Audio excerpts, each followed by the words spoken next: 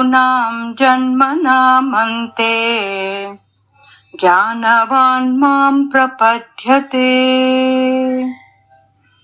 వాసుదేవః సర్వమితి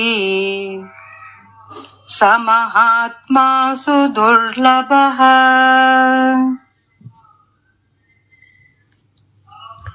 ఎన్నో జన్మల ఆధ్యాత్మిక సాధన తరువాత జ్ఞాన సంపన్నుడైన వ్యక్తి ఉన్నదంతా నేనే అని తెలుసుకొని నాకు శరణాగతి చేస్తాడు.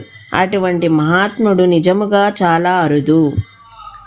ఈ శ్లోకం ఒక సాధారణ అపార్థాన్ని నివృత్తి చేస్తున్నది. తరచుగా అధికమైన ప్రజ్ఞ కలవారు భక్తి అనేది జ్ఞానం కంటే తక్కువ స్థాయిది అని అపహాస్యం చేస్తారు. జ్ఞాన సముపార్జనలో నిమగ్నమై ఉన్నవారే గర్వంతో ఉండి భక్తిలో నిమగ్నమైన వారిని తక్కువగా చూస్తారు. కానీ ఈ శ్లోకంలో శ్రీకృష్ణుడు దానికి పూర్తి విరుద్ధంగా చెప్తున్నాడు.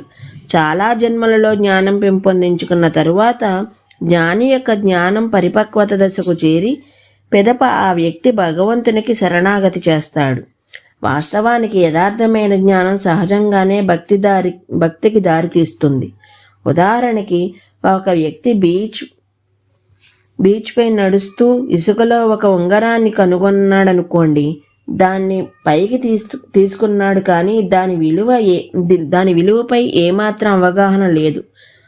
దాన్ని ఈ మధ్య సాధారణంగా వాడుకలో ఉన్న ఏదో గిల్డు నగ అనుకొని దాని విలువ ఓ 300 రూపాయలు అనుకుంటాడు.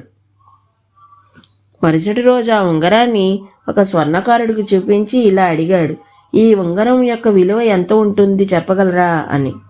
కంసాలి దాన్ని పరిశీలించి ఇలా సమాధానం చెప్తాడు, ఇది 22 క్యారెట్ బంగారం, దీని విలువ 30,000 రూపాయలు ఉంటుంది. ఇది విన్న తర్వాత ఆ వ్యక్తి ఆ ఉంగరం మీద ప్రేమ ఎక్కువయ్యింది. ఇప్పుడు ఆ ఉంగరం చూసినప్పుడు ఒక 30,000 రూపాయలు విలువైన బహుమానం పొందిన ఆనందం అనుభవించాడు. ఇంకొన్ని రోజులు గడిచాయి.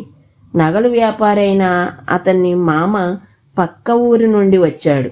తన మామని ఇలా అడిగాడు, ఈ ఉంగరాన్ని మరియు దీనిలో ఉన్న రాయిని విలువ కట్టి చెప్పగలరా అని. అతని మామ దాన్ని చూసి ఇలా ఆశ్చర్యంతో అరిచాడు, ఇదెక్కడిది నీకు? ఇది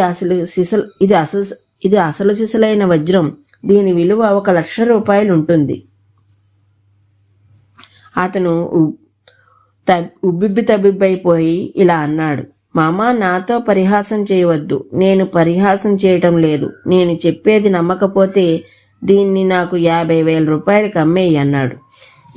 ఇప్పుడు అతనికి ఆ ఉంగరం విలువ గురించి నిస్సందేహమైన జ్ఞానం లభించింది. వెనువెంటనే ఆ ఉంగరం మీద ప్రేమ ఎక్కువైపోయింది. ఒక పెద్ద లాటరీ గెలిచినట్టు సంతోషం వేసి అతన్ని ఆనందానికి అవధులు లేకుండా పోయింది. చూడండి, ఆ ఉంగరం పట్ల వ్యక్తి యొక్క ప్రేమ, దాని గురించి జ్ఞానం పెరుగుతున్న కొద్దీ ఎలా పెరుగుతూ ఉన్నదో.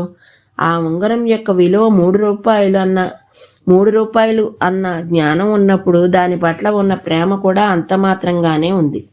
ఈ ఉంగరం విలువ 30,000 రూపాయలు అయినప్పుడు దాని మీద ప్రేమ నిష్పత్తి పెరిగింది. అదే ఉంగరం 1,00,000 రూపాయలకు చేరినప్పుడు అది 1000 రెట్లుగా పరిగణించింది. ఈ పై ఉదాహరణ మనకు జ్ఞానానికి ప్రేమకు ఉన్న ప్రత్యక్ష సంబంధాన్ని తెలియజేస్తున్నది. రామచరితమానస్ ఇలా పేర్కొంటున్నది, జ్ఞానం లేకుండా విశ్వాసం ఉండలేదు, విశ్వాసం లేకుండా ప్రేమ పెరగదు. ఈ విధంగా యథార్థమైన జ్ఞానం సహజంగానే ప్రేమతో కూడి ఉంటుంది.